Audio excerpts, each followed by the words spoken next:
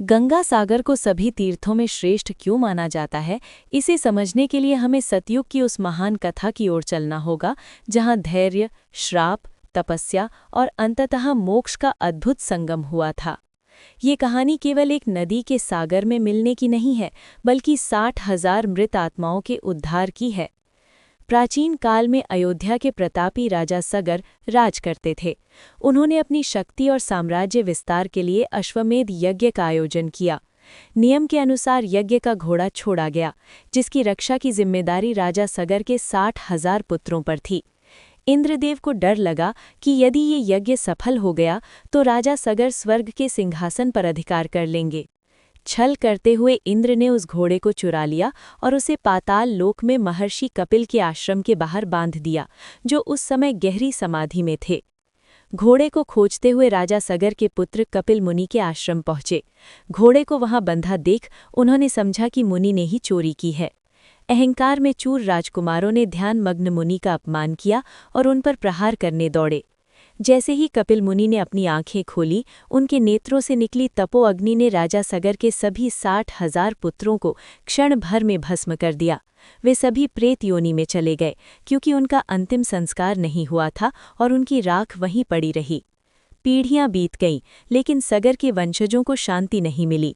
अंत में राजा भगीरथ ने संकल्प लिया कि वे अपने पूर्वजों की आत्मा की शांति के लिए स्वर्ग से माता गंगा को पृथ्वी पर लाएंगे, क्योंकि केवल गंगा का पवित्र जल ही उस भस्म को छूकर उन्हें मोक्ष दिला सकता था।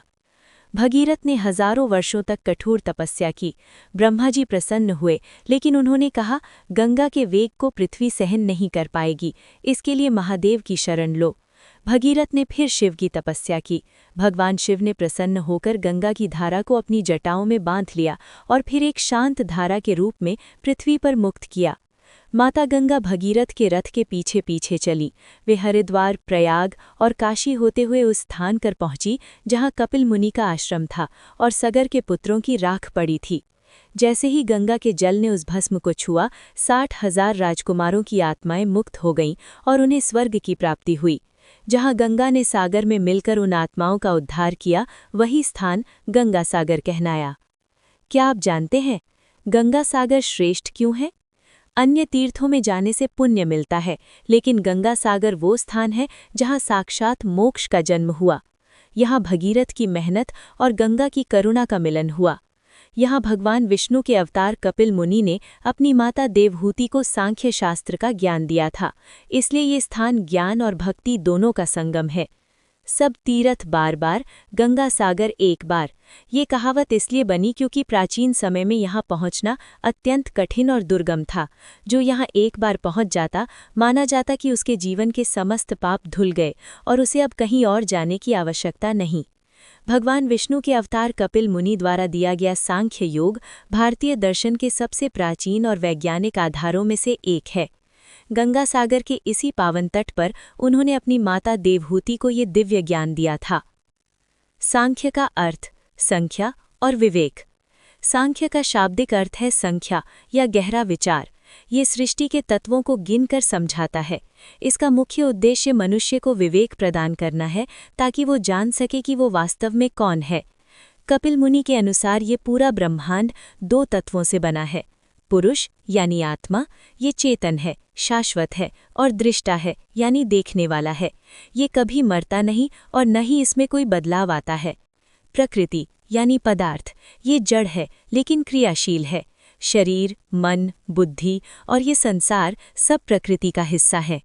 दुख का कारण, जब पुरुष यानी आत्मा खुद को प्रकृति यानी शरीर और मन समझ बैठता है, तब वो मोह, क्रोध और दुख के जाल में फंस जाता है। 3 गुण, सत्व, रजस, तमस। सांख्य दर्शन बताता है कि प्रकृति 3 गुणों से बंधी है। सत्व, ज्ञान, सुख और शांति। रजस, कर्म, इच्छा और चंचलता। तमस, अंधकार, आलस्य और अज्ञान। इन तीनों का संतुलन ही जीवन को सही दिशा देता है। कपिल मुनि ने सिखाया कि मोक्ष के लिए केवल पूजा पाठ काफी नहीं है, बल्कि तत्व ज्ञान जरूरी है।